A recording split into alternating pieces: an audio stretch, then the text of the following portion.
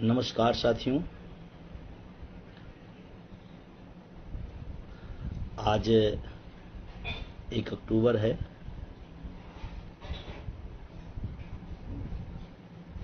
और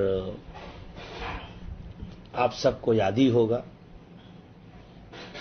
इसके पहले 1 अक्टूबर में आप सब कहाँ थे। हम सब बहुत सारे साथी लगातार जुड़ रहे हैं और मैं सभी से निवेदन करूंगा कि आप इस फेसबुक पेज को अधिक से अधिक शेयर करिए, फॉलो करिए, जिससे हम अपनी बात अधिक से अधिक लोगों तक पहुंचा सकें। एक सोशल मीडिया एक बड़ा माध्यम है जिसका इस्तेमाल करना हम सभी को आना चाहिए और जब हक की आवाज हो तो उसमें तो ज्यादा ही कारगर उपाय हो जाता है। उपेंद्र राजपूत जी, आलोक राजन जी, दीपक यादव जी, आशीष मिश्रा, बहुत सारे साथी लगातार, आशीष कुमार सरोज जी, हेम सिंह राजपूत जी, लगातार लोग जुड़ते जा रहे हैं, प्रदेश से भी और देश से भी। सभी से मेरा निवेदन है कि आर्यन वेद जी, आशीष कुमार सिंह जी, कि आप इसको ज़्यादा से ज़्यादा फॉलो करें और हर ग्रुपों तक पहुंचाएं। जैसे 2 महत्वपूर्ण बात आपसे करनी है।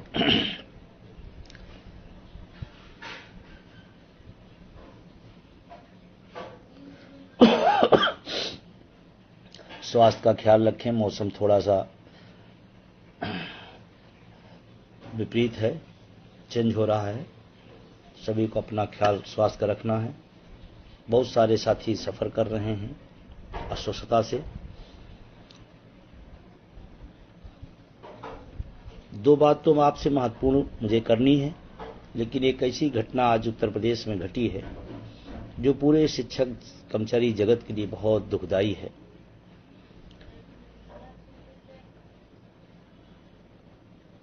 आज जैसे वो खबर आई हम सबके पास,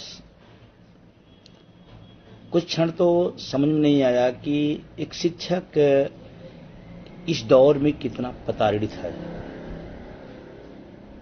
कितना पीड़ित है, मानसिक रूप से कितना परेशान है।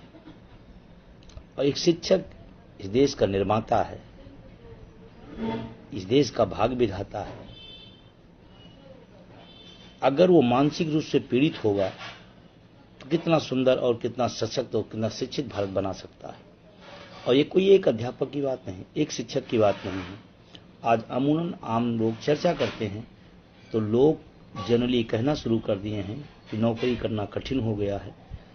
खासकर शिक्षक को गैर शैक्षणिक कामों में इतना लगा दिया गया, उतना उलझा दिया गया है कि अपने मूल काम से बहुत दूर उसको किया जा रहा है। आज उत्तर प्रदेश के अमरोहा जिला में गजरौला में एक बहुत दुर्भाग्यपूर्ण घटना आज 1 अक्टूबर को घटी। संजीव कुमार जी आज इस दुनिया में नहीं है। उन्होंने विद्यालय में ही आत्महत्या कर लिए, जो दुखद है, पीड़ादायक है। और आज के इस दौर में शिक्षा और शिक्षक की जो स्थिति है, वास्तविक स्थिति है, उन सब से आप भली भांति परिचित हैं। फिर भी मैं संजीव जी आज दुनिया में नहीं है, उनको सत सत नमन करता हूं, श्रद्धांजलि अर्पित करता हूं अपनी तरफ से, अटेवा की तरफ से, NMOPS की तरफ से। लेकिन जो उनकी दास्ता, जो करुणा, जो पीड़ा की दास्ता उन्होंने बयान किया है अपने आत्महत्या के उसमें, वो बहुत ही दुखदायी है। किस तरह का काकस बन गया है। हमारे अधिकारी हों या हमारे उच्च पदाधिकारी हैं शिक्षा व्यवस्था के, उनका काम है एक अच्छा माहौल देना, एक अच्छी शिक्षा व्यवस्था के लिए एक फ्री और हेल्दी माहौल शिक्षक को देना उनका काम है। और जिस तरह का वर्णन उसने किया है, ये तो और दुखदायी है कि उसमें उच्चस्थ अधिकारी शामिल हैं पीड़ा में, उसकी प्रताड़ना में। बहुत ही दुखद घटना है, बहुत पीड़ादायक है। और संजीव कुमार जी आज इस दुनिया में नहीं हैं, लेकिन उनकी जो लिखी हुई वो दस्तावेज है, वो एक एक शिक्षक की पीड़ा है। बहुत सारे लोग इस तरह से पीड़ा में हैं इस समय, चाहे उस सरकार द्वारा, शासन द्वारा, उच्च अधिकारियों द्वारा। मैं श्रद्धा सुमन अर्पित करता हूं, लेकिन इसी बहाने में इसी सरकार को भी हम कहना चाहते हैं कि एक अच्छी शिक्षा व्यवस्था, एक अच्छा तनाव फ्री शिक्षक दे सकता है। अगर उसे आप तनाव में रखेंगे तो शिक्षा के लिए, न शिक्षार्थी के लिए, न इस देश के लिए बेहतर है। शिक्षक को गुलामगिरी से नहीं हो सकता है। और मैं तो कहता हूं इस निष्पक्ष जांच होनी चाहिए। और जिन लोगों ने उसमें भूमिका निभाई है, एक संजीव कुमार का जाना सिर्फ संजीव कुमार का नहीं है, उसके पीछे उनके बच्चे, उनके परिवार, उनका अपना सपना, वो सारा कुछ मटियामेट हो गया है।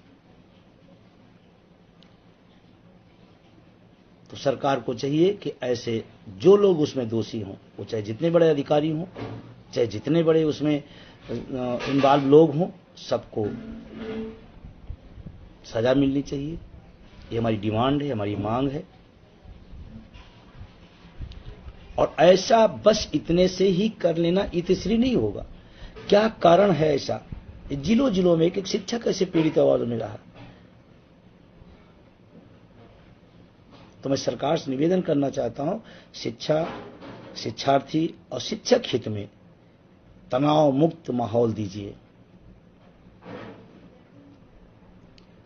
मैंने आज वहां के अमरोहा के जिलाध्यक्ष से मैंने बात की, पूरी रिपोर्ट मंगाई और हमने कहा जो भी आप लोग वहां संभव है मदद करिए। और अगर उस पर न्याय नहीं किया गया तो निश्चित रूप से अटेवा उसमें इन्वॉल्व होगा और जो लोग दोषी हैं उनको दंड का भागीदार बनना पड़ेगा।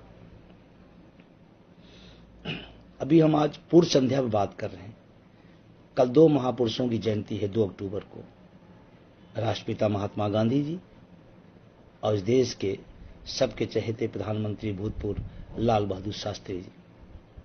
आज उनकी पूर्व संध्या है जन्मदिन की, और ऐसे माहौल में हम बात कर रहे हैं जिसने पूरी दुनिया को एक नया रोल मॉडल दिया।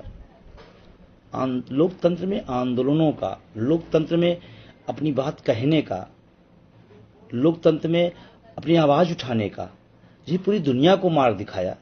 उस देश में इस तरह की चीजें हों, पीड़ादायक है। और इसमें हिला वाली सरकार को नहीं करना चाहिए।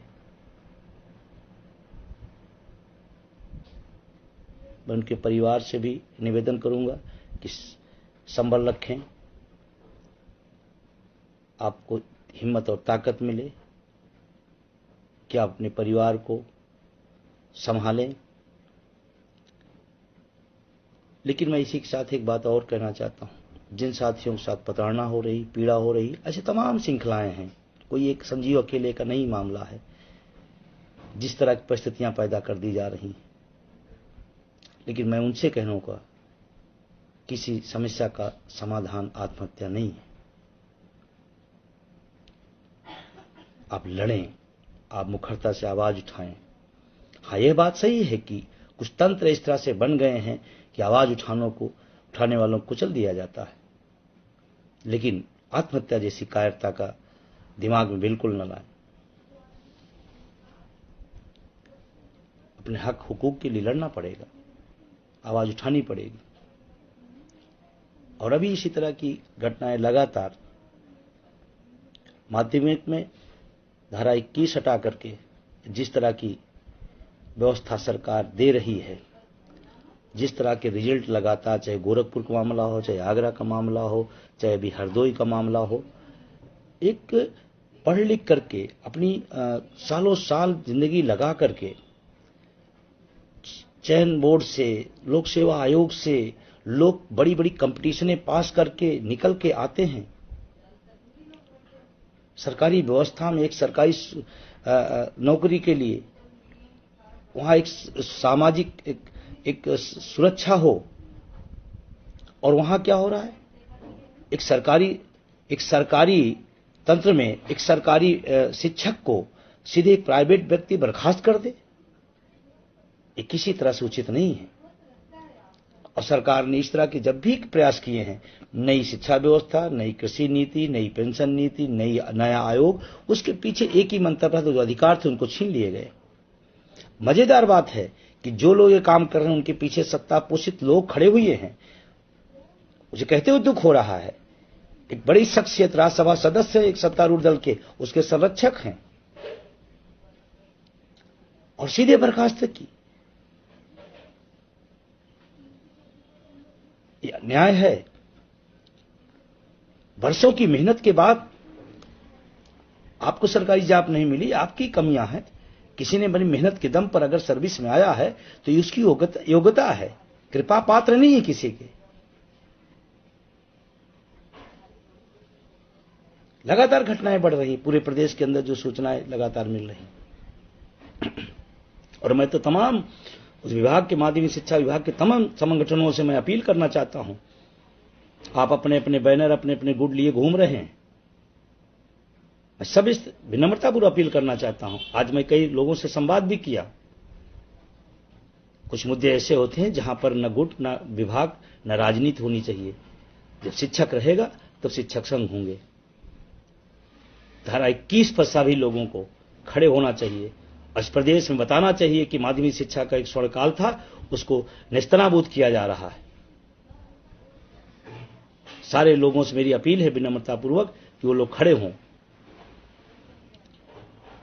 क्योंकि धारा 21 का जिस तरह से दुरुपयोग किया जा रहा है, ये आने वाले समय में ये सरकारी व्यवस्था में रहते हुए गुलामगिरी की प्रथा शुरू हो रही है। ऐसे जो लोगों के साथ अन्याय हो रहा है उनके साथ रटेवा है। और मैंने आज आगरा भी बात किया था, हमने कहा जो साथी वहां पर एक जिनके साथ प्रताड़ना हुई है उनके साथ खड़े। मैंने गोरखपुर बात किया, हमने कहा उनके साथ खड़े होना है, क्योंकि अन्याय बर्दाश्त करना अपराधी से ज्यादा बड़ा कायरता है। अब मैं अपने विषय पे आता हूं।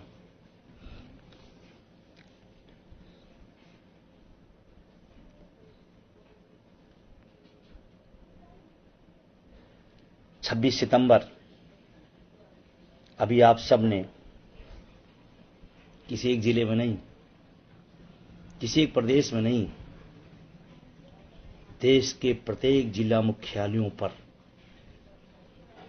26 सितंबर को एनपीएस यूपीएस के खिलाफ आक्रोश मार्च, शानदार सफलता, शानदार कार्यक्रम, मैं सभी का बहुत दिल से उस सफल कार्यक्रम की बधाई देता हूं और आभार व्यक्त करता हूं। जिन साथियों ने उसमें अपनी भागीदारी निभाई, जिन संगठनों ने, जिन नेतृत्वकर्ताओं ने उसमें अपना सहयोग, समर्थन, नैतिक, मानसिक, भौतिक जो भी दिया, मैं उन सब के प्रति हृदय से शुक्रिया अदा करना चाहता हूं, क्योंकि आप सबके प्रयास से, आप सबके सहयोग से वो काम हुआ है 26 सितंबर को, जिसको तमाम सारे लोग न सोच सकते हैं, करने की तो बात ही नहीं।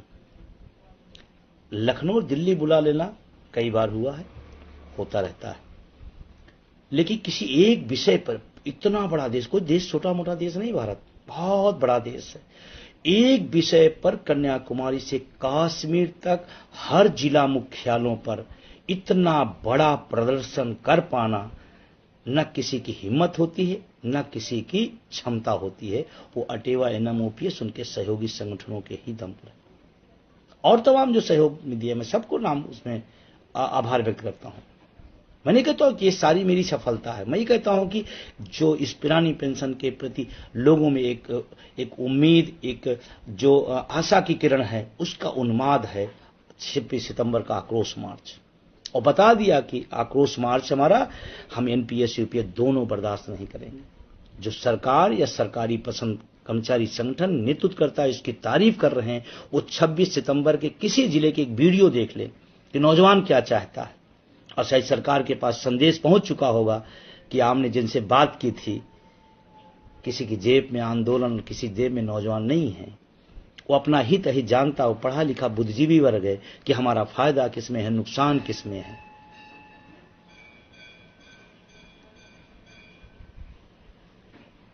उस शानदार कार्यक्रम के लिए मैं पुनः सभी को बधाई देता हूं, और मैं तो बहुत गदगद हुआ। जिलों जिलों में इतने बड़े बड़े प्रदर्शन हुए कि जैसे लगता है प्रदेश का प्रदर्शन है। और जिन राज्यों में मजबूत कड़ियां हमारी थी, वहां तो हुआ ही हुआ है। जिन राज्यों के अंदर हम बहुत व्यवस्थित ढंग से संगठन को खड़ा नहीं कर पाए, लेकिन वहां भी लोगों का आक्रोश दिखा, और वहां राज्यों में भी मजबूती के साथ इस आक्रोश मार्च को लोगों ने किया। ये बहुत बड़ी सफलता है, बहुत बड़ी सफलता। और इसीलिए हिम्मत बढ़ती है, ताकत बढ़ती है कि नहीं, हम सही दिशा में हैं, सही मुद्दे के लिए हैं। जो लोग जितनी अपनी राजनीति करना चाहें, गुट बनाना चाहें, महामंच मोर्चा बनाना चाहें, बनाते रहे, लेकिन अटेवाए नमोपीएस सहयोगी संगठनों पर लाखों लाख लोगों का विश्वास है। रेला देखना चाहिए लोगों को, जो इधर उधर आंदोलन को डिस्टर्ब करते रहते हैं, उनको सोचना चाहिए। पेंशन आपको भी चाहिए, पदों की लालसा में आप भूल मत जाइए अपना भविष्य। एक बड़ी लड़ाई एनएमओपीएस के बैनर तले चल रही है, उस बड़ी लड़ाई में सहयोगी बनिए। आज यहां पद ले लेना, कल वहां पद ले लेना, परसों वहां पद लेना, पदों से पेंशन नहीं बहाल होने वाला है। मंच और मोर्चा बना लेने से नहीं होगा। किसी मुद्दे पर निष्पक्षता, ईमानदारी, कर्मठता के साथ, जुनून के साथ एक जगह खड़ा होकर एक लक्ष्य निर्धारित करके चलना पड़ता है। यूं ही नहीं कारवां खड़ा हो गया। लोगों को 10 लोग बुलाओ तो आपको पता चल जाएगी कि 10 लोग बुलाना कितना कठिन होता है। और यहां जिलों जिलों में रेला का रेला था। मैं किस जिले का नाम लूं? एक जिला से दूसरा जिला मजबूत, एक जिले से दूसरा जिला मजबूत। मैं वीडियो देखकर हतप्रस्त हूं कि जिले के कार्यक्रम है।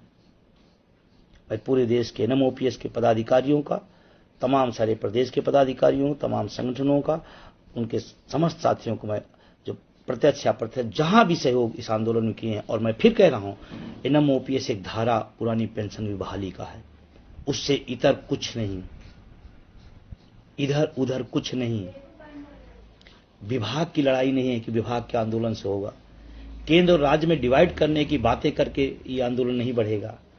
एक समूह है, वो कहीं का भी हो, किसी पद पर हो, वो पेंशन से वंचित है, इस लड़ाई को आगे बढ़ाएगा। और 26 सितंबर कई चीजों को प्रमाणिकता दे दिया कि इस देश में पुरानी पेंशन का बैनर का नाम है एनएमओपीएस। और आपको मैं एक बहुत छोटी सी बात कह रहा हूं, जब भी आपको कोई भटकाए, कोई बहकाए, एक बात देख रखना, 1 अक्टूबर की वो दिल्ली की रैली, आज 1 अक्टूबर है 2023। आज हम सब लोग एक साल पीछे अगर जाएं तो हम लोग सब दिल्ली में थे, और दिल्ली में थे ही नहीं, दिल्ली में इस समय तक हम लोग एक ऐतिहासिक रैली खड़े कर चुके थे। एक ऐतिहासिक रैली पूरे देश के अंदर संदेश दे चुकी थी कि देश का नौजवान पुरानी पेंशन के लिए बिल्कुल एकजुट है और बिल्कुल सशक्त आवाज से, संकल्प के साथ आगे बढ़ रहा है। आज हम इस समय लगभग 8:15 के आसपास हो रहे। इस 1 अक्टूबर 2023 में इस समय पूरी धूम मची थी देश के अंदर। सिर्फ ध्यान रखना, 1 अक्टूबर की रैली देश में नहीं थी, पूरी दुनिया में गई। कि कौन लोग हैं पढ़े लिखे लोग जो इतनी बड़ी रैली बिना संरार के, संरक्षण के, आंख से आंख मिला के अपने मुद्दों के लिए दिल्ली के उस दिल पर जाकर के अपनी बात कह गए।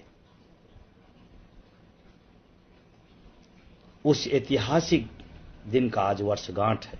इसीलिए मुझे लगा कि आपसे बात की जाए, क्योंकि थोड़ी व्यस्तता की वजह से मैं आप सबका 26 सितंबर के आभार भी नहीं देख पाया था, तो हमने कहा दोनों का संयोग एक रहेगा। आज जब मैं उस वीडियो को देखता हूं 1 अक्टूबर, उसकी फोटोज को देखता हूं, तो मुझे लगता है कि एक साधारण सा व्यक्ति और तमाम सारे हजारों हजारों लोगों का साथ से इतना बड़ा झूम, इतना बड़ा हुजूम पैदा हो सकता है। और आज पूरे देश के अंदर जो पुरानी पेंशन की बहार चल रही है, वो सिर्फ और सिर्फ एनएमओपीएस उनके सहयोगी संगठनों की वजह से। बाकी लोग तो तमाम आंदोलन को एक बहती धारा को कमजोर करने पर लगे हुए हैं।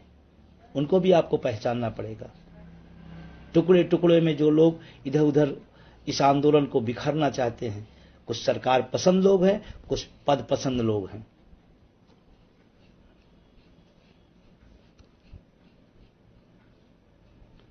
और 4-4 राज्यों के अंदर पेंशन अगर बहाल हुई तो एनएमओपीएस उनके सहयोगी साथियों द्वारा, आज मुद्दा अगर जिंदा हुआ है तो एनएमओपीएस के द्वारा, आगे भी जो परिणाम आएंगे वो भी एनएमओपीएस के और उसके साथियों द्वारा। 1 अक्टूबर को जो लोग वहां रहे हैं दिल्ली में, उनके अपने अनुभव हैं। मैंने कहा था कि भाई अपने अपने अनुभव लिखिए आप। बहुत सारे साथियों ने अच्छा लिखा, एक अच्छा प्रसंग के तहत अपनी बात रखे वो। लेकिन उस रैली में भी कितनी पीड़ा सहा था आप सबने देखा था।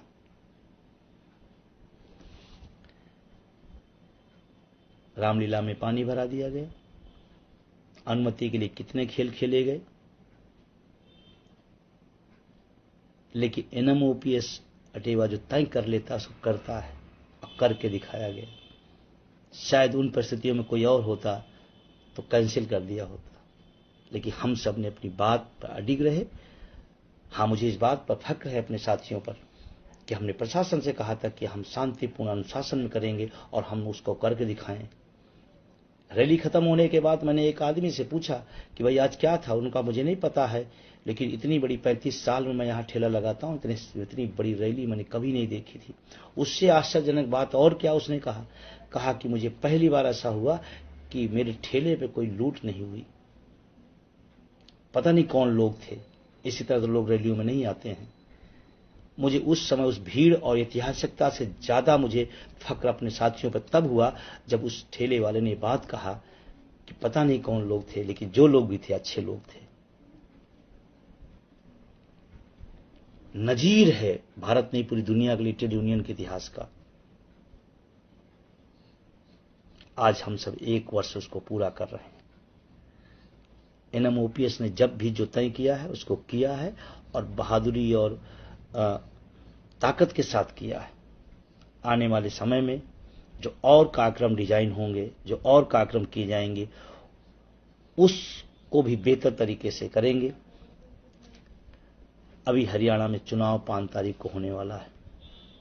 हम परिणाम की तरफ बात करते हैं, रिजल्ट निकलेगा कैसे, इसलिए ये नहीं कि कुछ दिन चुप हो जाएं, फिर मौसम आए तो पेंशन के आंदोलन करने लगें, फिर सुधार की बात करने लगें, फिर इसकी बात करने लगे। अटेवा एनएमओपीएस और सहयोग लिए 365 दिन लगातार बिना किसी प्रेशर, बिना किसी दबाव, बिना किसी लालच के इस देश के करोड़ों लोगों की लड़ाई लड़ रहे हैं। मौसम के हिसाब से आंदोलन नहीं चलाते हैं, मुद्दों के आधार पर लड़ाई लड़ते हैं।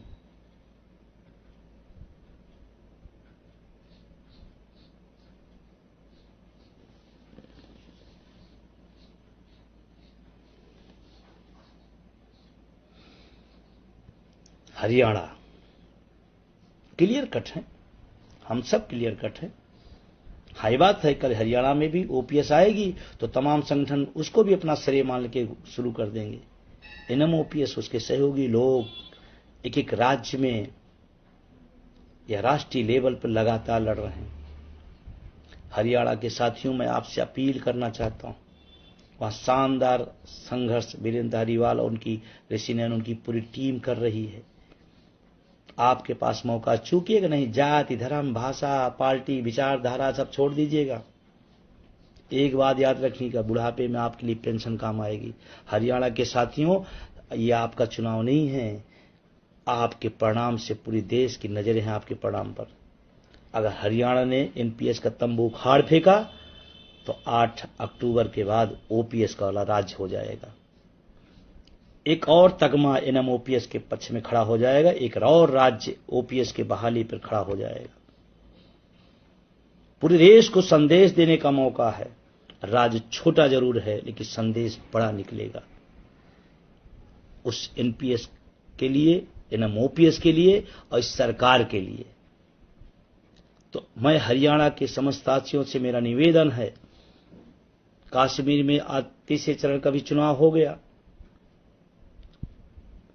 अभी महाराष्ट्र होना है, झारखंड होना है, जिन राज्यों में चुनाव है मैं आपसे निवेदन करना चाहता हूं कि आप साल भर लड़ाइयां ओपीएस करिए और वोट दे आइए एनपीएस वालों के पक्ष में, तो आप जीतोगे नहीं।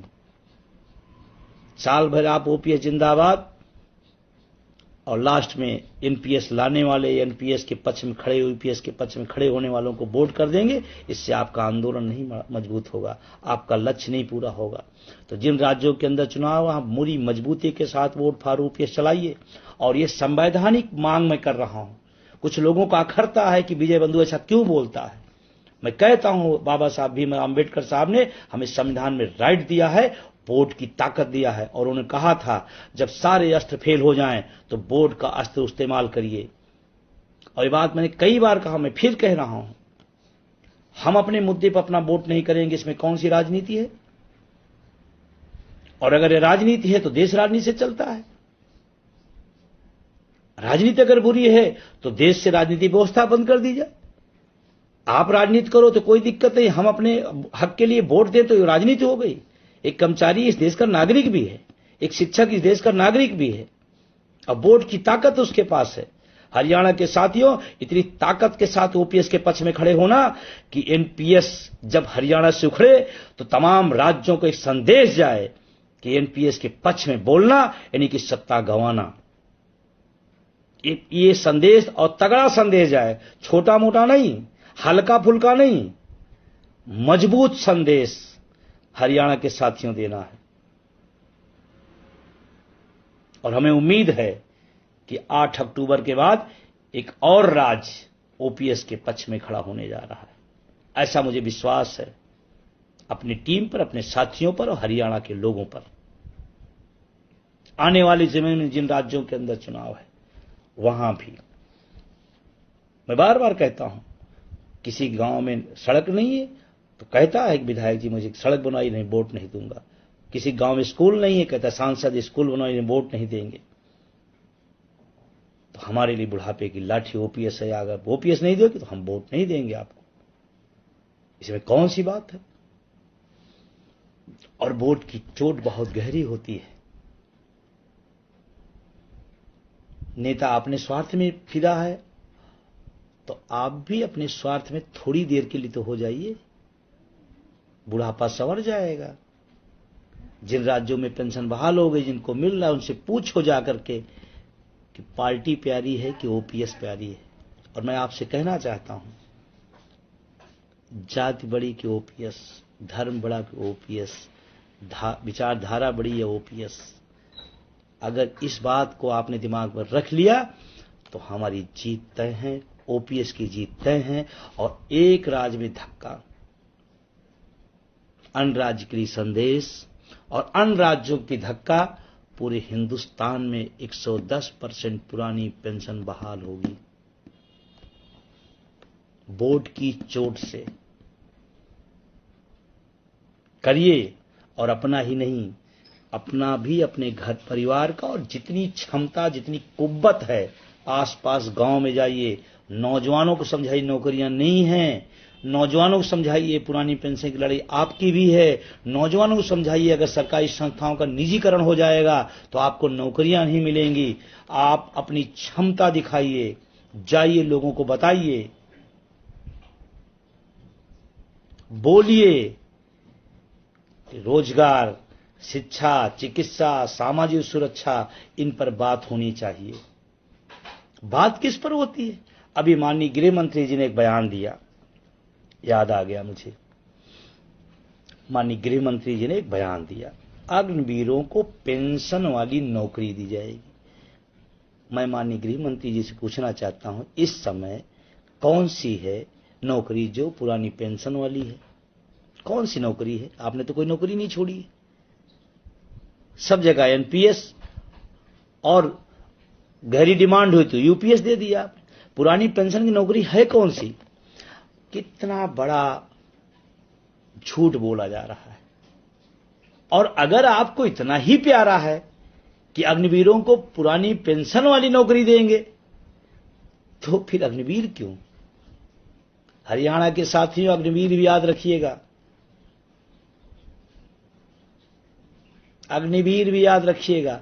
गरीब गुरबा किसान का बेटा जज्बात लेकर देश की सेना में जाता है, देश की सेवा के लिए, और उसको 4 साल की नौकरी बिना पेंशन वाली। और किसी का बेटा आईसीसीआई बीसीसीआई का, ये भी तो देखना होगा।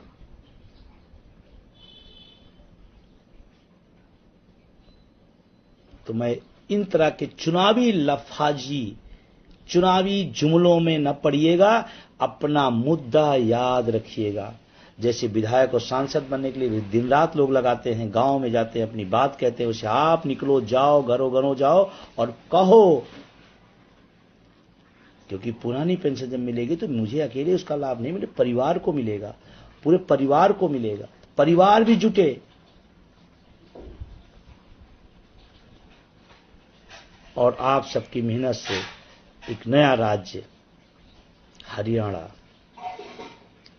ओपीएस की तरफ जाएगा, ऐसा मुझे आशा और विश्वास है। इस समय चुनावी दौर है, तमाम बातें बोली जाएंगी, लेकिन याद रखना कि हो क्या रहा है। और जो ओपीएस का विरोधी है, जो ओपीएस के खिलाफ है, जो हमारे बुढ़ापे के खिलाफ है, हम भी वोट की चोट उसके खिलाफ मारेंगे।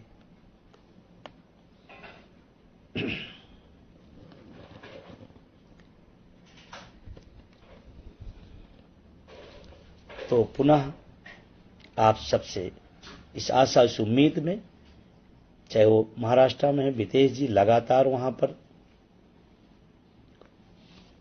केंद्र सरकार यूपीएस का अभी जियो नहीं निकाल पाई, महाराष्ट्र ने पहले निकाल दिया। तब गजब का तमाशा है। महाराष्ट्र पहला स्टेट यूपीएस लागू, गौरव की बात है।